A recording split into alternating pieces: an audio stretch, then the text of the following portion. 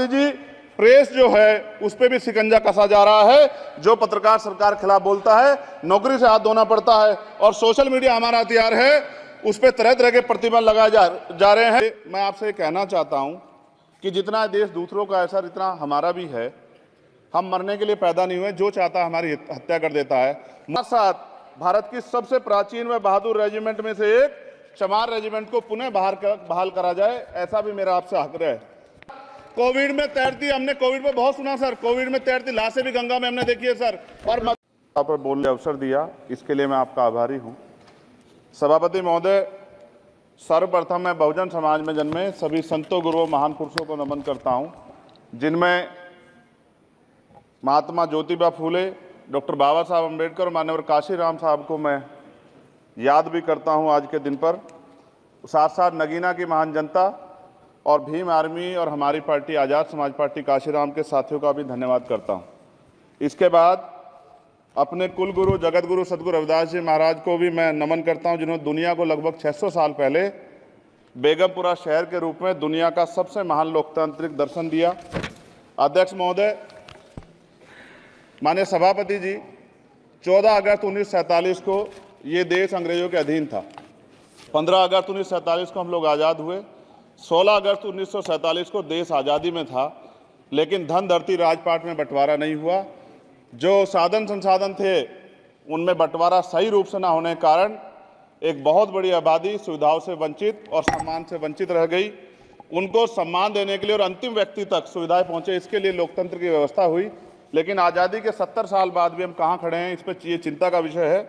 मैं मानता हूं कि सामाजिक न्याय तभी होगा माननीय सभापति जी, जब जातीय जनगणना पूरी होगी और जातीय जनगणना कराई जाएगी, और साथ साथ संख्या के आधार पर आरक्षण जो है वंचित वर्गों का बढ़ाया जाएगा। उसके साथ साथ जब राष्ट्रपति जी अभिभाषण पे बात रख रही थी तो उन्होंने शहरी और ग्रामीण क्षेत्रों के विकास की बात कही, और ये भी कहा कि दुनिया में सबसे उत्तम शहर हमारे यहाँ बने। लेकिन माननीय सभापति जी, 70% आबादी तो गांव में निवास करती है, तो गांव की आबादी के बारे में भी सोचना होगा कि उनका जीवन कैसे बदले।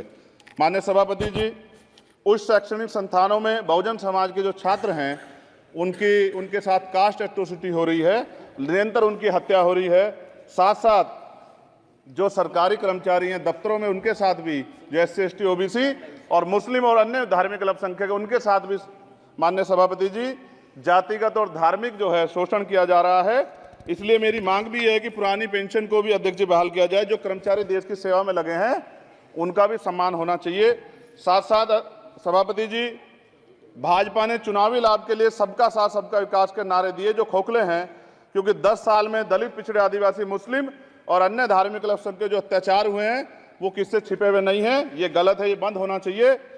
सभापति महोदय जी, महामहिम राष्ट्रपति जी के भाषण में निजी क्षेत्रों में SC ST OBC को रिजर्वेशन देने का कोई उल्लेख नहीं हुआ है, जो कि आज चर्चा का विषय, क्योंकि 98% प्राइवेट सेक्टर है, 2% सरकारी सेक्टर है, तो 98% प्राइवेट सेक्टर में भी हमारी हिस्सेदारी की बात होनी चाहिए। माननीय सभापति जी, आशा कार्यकर्ताओं, आंगनबाड़ी वर्करों, भोजन माताओं के वेतन वृद्धि पे भी कोई उल्लेख नहीं हुआ है, वो भी अभी नंगे, उन पर भी सोचना पड़ेगा।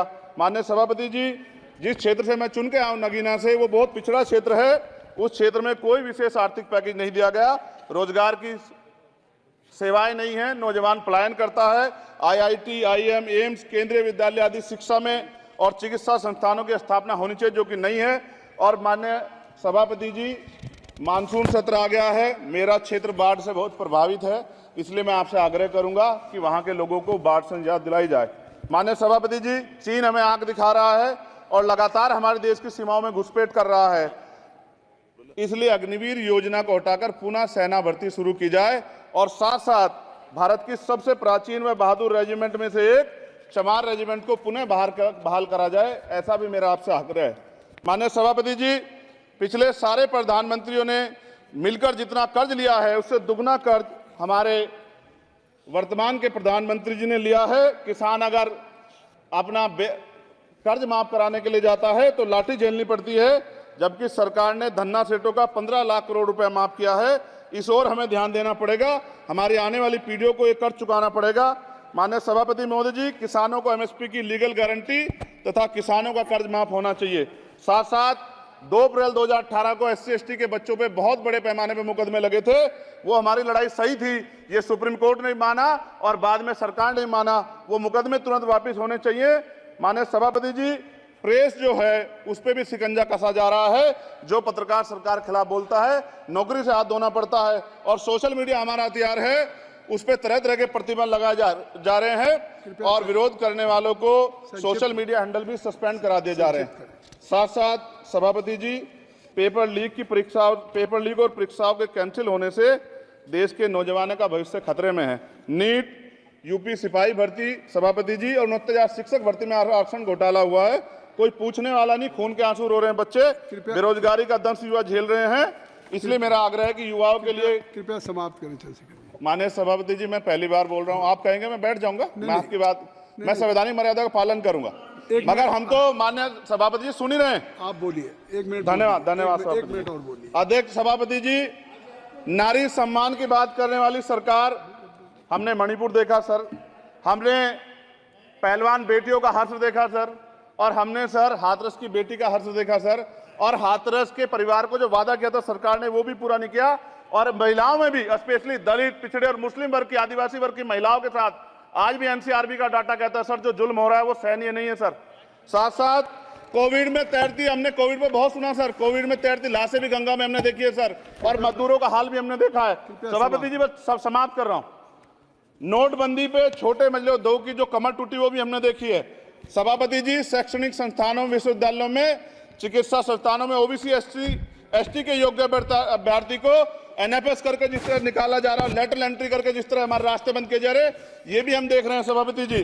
साथ साथ मेरा ये कहना है सर, ये सबका इशू है कि प्राइवेट कर्मचारी सर और सरकारी भी कई जगह पे 8 से ज्यादा घंटों से काम करते हैं, और उनको जो सर उचित वेतन भी नहीं मिलता। तो न्यूनतम वेतन 20,000 रुपए तय हो और 24 घंटे की ड्यूटी। उदाहरण के तौर पर यूपी पुलिस सर बहुत पूरा काम करते हैं वो लोग। वो राज्य के विषय हैं, आप सर मैं आपके राज्य सरकार के लिए भी आपके संज्ञान में डाल रहा हूँ विषय सर। पुलिस सब जगह है सर, लेकिन सवाल ये है सर, बहुत पसीना बातें हैं, 8 घंटे की ड्यूटी और वेतन विसंगति, वोटर स्कीम से उनको जो बाहर किया जाए। माननीय सभापति जी, 1 मिनट चाहिए सभापति जी। राष्ट्रपति जी ने धर्म के बारे में बात की थी। राम मंदिर से पहले हमारे गुरुघर तुगलकाबाद का फैसला आया था राष्ट्रपति जी, वो सभापति जी अभी तक दिल्ली में स्थित सदगुरु रविदास जी महाराज का गुरुघर नहीं बना। साथ साथ सभापति जी, अपनी बात को खत्म करते हुए मैं आपसे कहना चाहता हूं कि जितना देश दूसरों का है सर, इतना हमारा भी है। हम मरने के लिए पैदा नहीं हुए, जो चाहता है हमारी हत्या कर देता है। मैं आपसे कहना चाहता हूं कि जितना देश दूसरों का है सर, इतना हमारा भी है। हम मरने के लिए पैदा नहीं हुए, जो चाहता है हमारी हत्या कर देता है। मूछें रखने पे, घोड़ी पे बैठने पे, मटकी छूने पे हमारी हत्या हो रही है। क्या बदला है सर 70 साल बाद भी?